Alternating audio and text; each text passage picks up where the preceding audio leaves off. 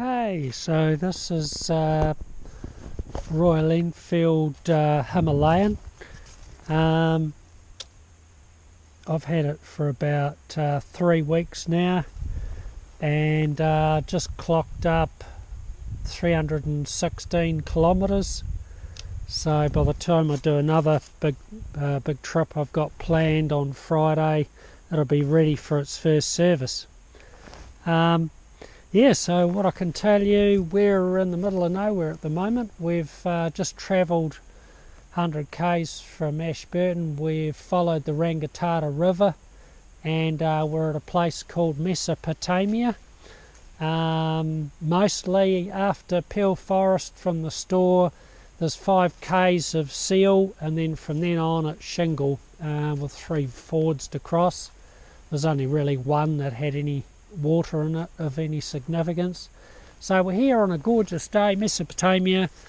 What can I tell you? Well, why did I buy it? I wanted a bike that I could basically go anywhere, instead of riding past different roads that going to various places that I hadn't really been to before. I thought, well, it'd be nice to have something. Some I had been to before a very long time ago when I had a trail bike, but I can't really remember, to be honest.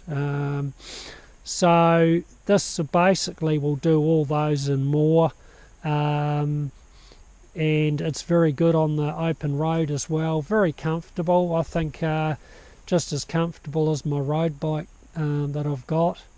And it cruises along about the same speed. They reckon 80 to 110 k's. It's happy as. Smooth. There's no vibration through the handlebars or the pegs. Pretty quiet. Yeah, all the instruments you need for adventure riding, touring. Analog speedo, analog rev counter, compass, which is digital, fuel gauge, so you know, especially on a trip like this, you know roughly how long it's taken me to get out here and how many k's that I've done and where the fuel gauge is now and roughly what I've got to do to get back out, so you know you've got enough fuel. Where in the past it was always a guess. You know, all you could do is really do a test, fill it up, do a ride in the country, and then fill it up again and see what it's basically done, miles to the gallon or kilometres to the litre, and what its rough range is. And then you're relying on the fact that you've actually got a trip counter, so you can work out your mileage and you know roughly what you can do. And split it in half so that you've got enough to get back again. That's presuming you've got a trip counter. But this has got a proper analog fuel gauge. You've got a rev counter, analog. You've got a digital clock. You've got a digital temp gauge. So it tells you the ambient temperature. 336, the clock's just up there, 336, tells you what gear you're in. You've got 2 trip counters, so it gives you your main odometer at the top, 316.1 kilometres in my case, and I've done 100.9 kilometres since I left home, and then it'll tell you I've averaged 55 kilometres an hour on the trip. That's on seal and shingle, and then you got another trip counter. You got 2 trips, so which is really handy, and you've got your compass. So, and you've got screens. The bike comes with a screen as standard, which seems very good on the open road, and it's not too big. It's awkward. And off-road, and it doesn't add any real substantial weight, so that works really well. I don't notice any buffeting at all, so it's a great addition to the bike. Comes with a main stand, which is great because you can spin up your wheel and grease your chain, which you should do every time you get back from a trip, really, especially when the chain's hot. It's impossible to really do on your own with just a side stand. You have to balance it between the side stand and the front wheel, and trying to do that and spray the chain at the same time is extremely difficult. So the main stand is a major advantage. The easiest way to pull it on the side stand is the right foot on a little pedal on there, and you pull it from the frame, from the rear footrest mount, and you just pull it back, and it goes onto the main stand really easy. I've added these trail packs which I got from India. They are brilliant, and they were a really good company to deal with. I think it cost me $191 for the 2 packs, but then I got 41 back, so it was about $150. They gave me a credit because the exchange rate must have been in my favour or something, so about $150. But I got 2. I got 2 sets. So when you're doing it online, instead of thinking, oh well, I want 2 bags, it's actually a set for a pair.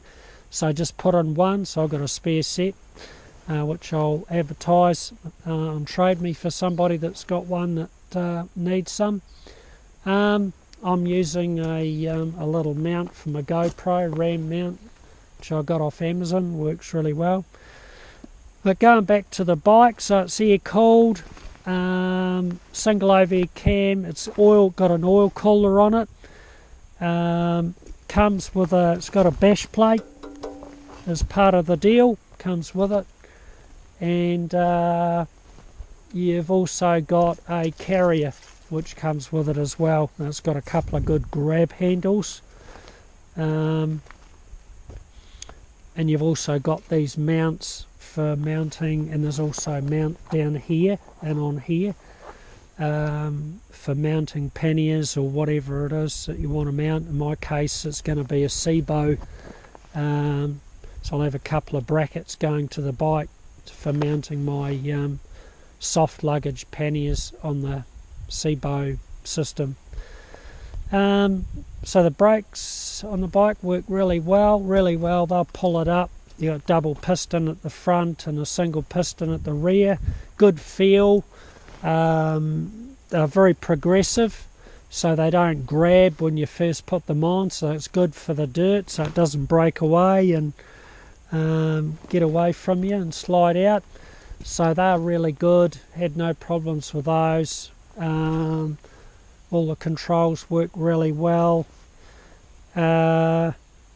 Handling through the shingle section and the Ford, I went through a Ford which was soft, very soft, loose shingle, thick, loose shingle. Ploughed through that okay, no problem at all. Handles the shingle really well, so I'm very impressed with the tyres. Very confidence inspiring, and they handle and grip well on the road as well. You've got a inspection window for your oil, engine oil, so you can see whether it's up to the mark or not. She's above the mark, so plenty of oil.